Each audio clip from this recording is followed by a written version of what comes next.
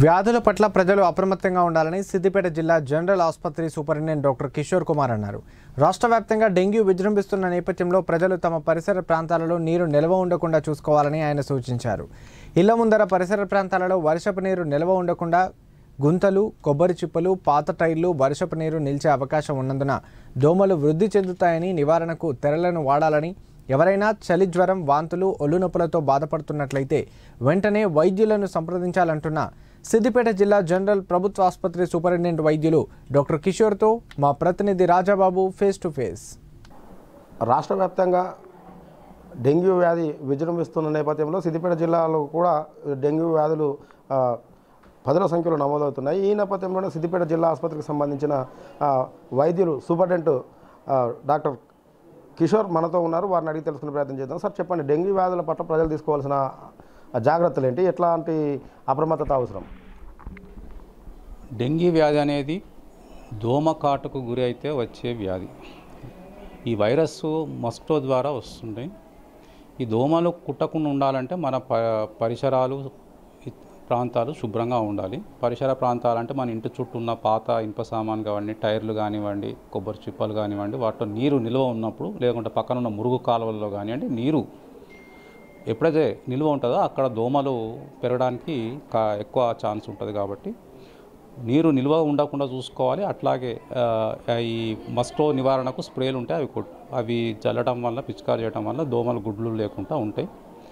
అదే కాకుండా ప్రజలు వారికి కుట్టకుండా దోమల నెట్స్ వాడటం కానీ, మస్కిటో నెట్స్, అట్లాగే లాంగ్ స్లీవ్డ్ క్లాత్స్, బట్టలు, దుస్తులు ఏవైతే ఉంటాయో సాక్స్ కానివ్వండి, స్లీవ్స్ పొడుగున్న వస్త్రములు కానీ ధరించడం వల్ల దోమకాటుకు గురి కాకుండా ఉంటుంది. ముఖ్యంగా సార్, ఇప్పుడు ఈ వర్షాకాలంలో దాదాపు వర్షాలు అంటే అనుకున్నంత స్థాయిలో ఒక మోస్తారు వర్షాలు అయితే పడుతున్నాయి. ఈ నేపథ్యంలోనే ఇండ్ల ముందు కావచ్చు, డ్రైన్లు కావచ్చు, ఇవన్నీ కొద్దిగా క్లీన్ చేయడంలో కూడా కొద్దిగా, ఎందుకంటే గ్రామ పంచాయతీకి సంబంధించిన సర్పంచ్ లేకపోవడం వల్ల ప్రత్యేక పాలనాధికారుల ద్వారా కొద్దిగా పారిశుద్ధ్యం పడకేసిందని చెప్పుకోవచ్చు. ఈ నేపథ్యంలో ప్రజలకేం చెప్తారు, అసలు ఎలాంటి జాగ్రత్తలు తీసుకోవాలనేది చెప్తారు?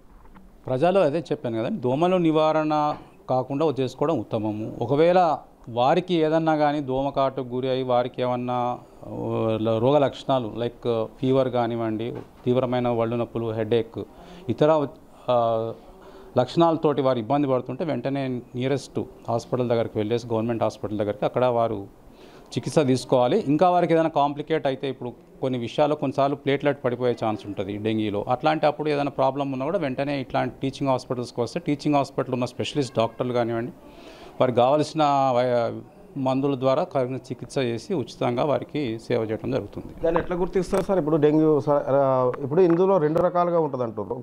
ఒక రకం అయితే నార్మల్గా కొద్ది ట్రీట్మెంట్తో నయం అవుతుంది అంటారు. మొన్న సిద్దిపేటలో ఒక బాలుడు మరణించడం జరిగింది, 6 ఏళ్ల బాలుడు.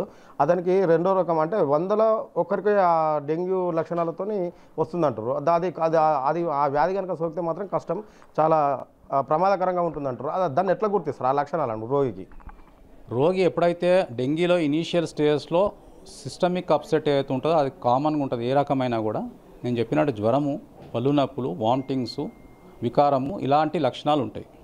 ఎప్పుడైతే ఈ స్టేజ్లో అరికట్టబడదో మళ్ళీ దాని యొక్క కాంప్లికేషన్స్ ఉంటాయి. కాంప్లికేషన్స్ ఉన్నప్పుడు వారికి సడన్గా మన చర్మం కింద రక్తం చిన్న చిన్న చుక్కలు గడ్డగట్టకపోవడం వల్ల, ప్లేట్లెట్ పడిపోవడం వల్ల ఎకిమోసిస్ అట్లాంటివి వస్తుంటాయి, పర్ఫ్యూరిక్ స్పాట్స్ వస్తుంటాయి. అలాంటివి వచ్చినప్పుడు మాత్రం వెంటనే నియరెస్ట్ హాస్పిటల్ రావాలి. ఇక్కడికి వస్తే వాటికి సంబంధించిన కౌంట్స్ పరీక్షలు చేసి, ఒకవేళ తక్కువ అయితే ప్లేట్లెట్స్ సపరేట్గా ఎక్కడానికి కూడా మన దగ్గర పరికరాలు ఉన్నాయి. ఆ పరికరాలతో సపరేట్ చేసిన ప్లేట్లెట్స్ని కూడా మనకు ఎక్కియడానికి పేషెంట్స్కి మన దగ్గర అన్ని సౌకర్యాలు ఉన్నాయి. ఇది మొత్తానికైతే సీజనల్ వ్యాధుల పట్ల ప్రజలు అప్రమత్తంగా ఉండాలి. ముఖ్యంగా డెంగ్యూ వ్యాధి లక్షణాలకు సోకితే జ్వరము, వామిటింగ్స్, ఒళ్ళు నొప్పులు, ఇవి ప్రధానంగా ఈ లక్షణాలతో డెంగ్యూ వ్యాధి ఉంటుంది.